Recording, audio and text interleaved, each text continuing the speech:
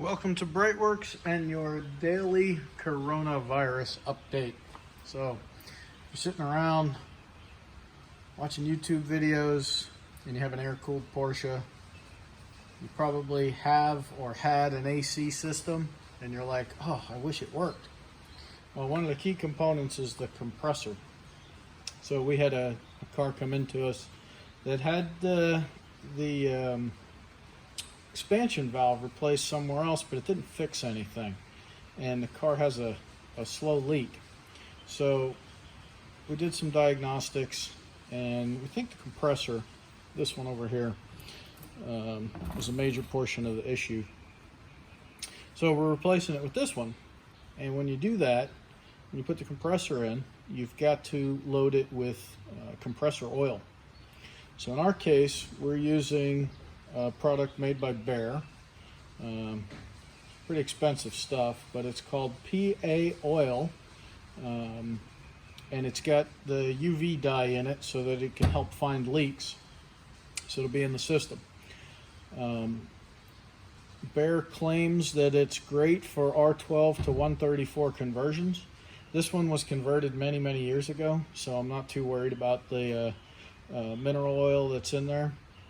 There shouldn't be any in there anymore at this point after many years. But you could also use this Denso oil. It's a 46 viscosity. This one's very expensive, but I like it. I think it works well.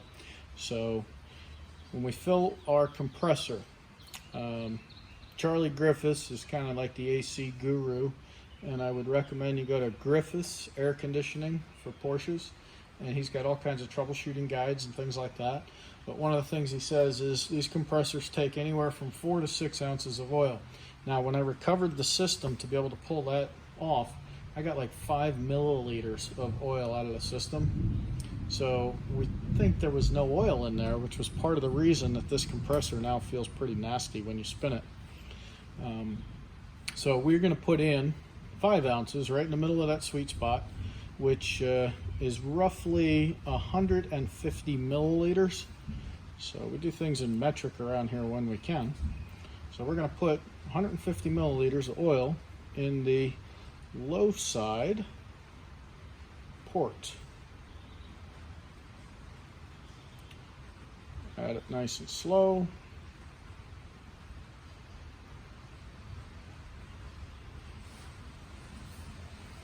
All right, now I'm not going to turn this too much, otherwise what's going to happen is the oil is going to come shooting out of there. But once we have the hoses hooked up, we'll spin this around, 10 or 20 times to make sure we get there and get the oil everywhere inside. But there you go. That's 150 milliliters of oil added to the low side port, and you're ready to put your new dry compressor in. Make sure that the compressor's dry before you put oil in it. All right, thanks for watching. Check us out at BreitWerks.com.